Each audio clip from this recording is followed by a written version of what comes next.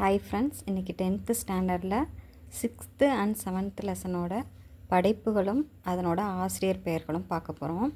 Already 5 lessons வரைக்கும் பார்த்துருக்கோம். இப்போ 6th அண்ட் 7th லெசன் பார்க்க போகிறோம். பாருங்கள், பூத்தொடுத்தல்.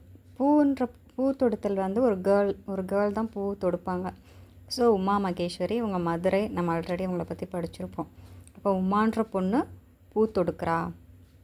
முத்துக்குமாரசாமி பிள்ளை தமிழ், இது நம்ம சின்ன வயசுலேருந்து படிச்சிருக்கோம். குமர குருபரர். கம்பராமாயணம் கம்பர். தேன்மலை சுரதா, தேன் வந்து சுரக்குது அப்படின்னு ஞாபகம் வச்சுக்கோங்க. தேன் சுரக்குது, தேன்மலை சுரதா. திருக்குறள் நீதி இலக்கியம் காத்தா திருநாவுக்கரசு. இப்போ திருக்குறள் பற்றி நிறையா வரும். அப்போ திருக்குறள் நீதி இலக்கியம், நீதி இங்கே பார்த்துக்கோங்க, நாக்கில் எப்போவுமே நீதியை தான் பேசணும் அப்படின்னு ஞாபகம் வச்சுக்கோங்க. திருக்குறள் நீதி இலக்கியம் காத்தா திருநாவுக்கரசு. நாட்டார் கலைகள் ஆக்கா பெருமாள். இப்போ நாட்டுப்புறத்தில் இருக்க மக்கள்லாம் வந்து இந்த மாதிரி தான் பேர் வைப்பாங்க. ஃபேன்சியாக வைக்க மாட்டாங்க. பெருமாள் அந்த மாதிரி பேர் வைப்பாங்க. ஸோ நாட்டார் கலைகள் பெருமாள். இப்போ 7th லெசன் பார்ப்போம். சிற்றகல் ஒளி மாப்போ சிவஞானம். ஒரு சின்ன அகல் ஒளியில் படித்து அவருக்கு ஞானம் வந்துச்சு. சிற்றகல் ஒளி மாப்போ சிவஞானம்.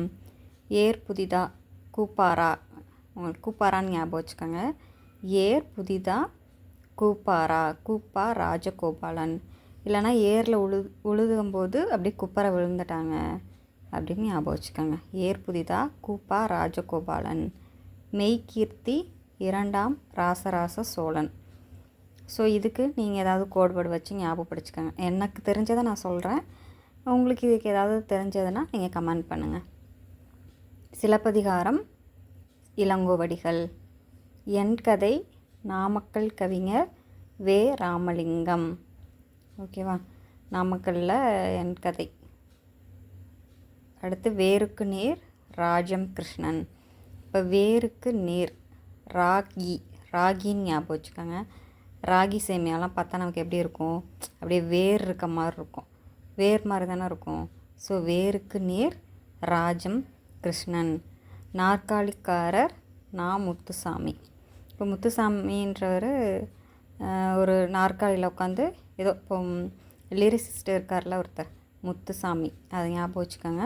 நாற்காலியில் உட்காந்து யோசித்து பாடல் எழுதுகிறாரு அப்படி ஞாபகம் வச்சுக்கோங்க. ஓகே ஃப்ரெண்ட்ஸ், அடுத்து நெக்ஸ்ட்டு லெசன்ஸை அடுத்த வீடியோவில் பார்ப்போம். தேங்க்யூ.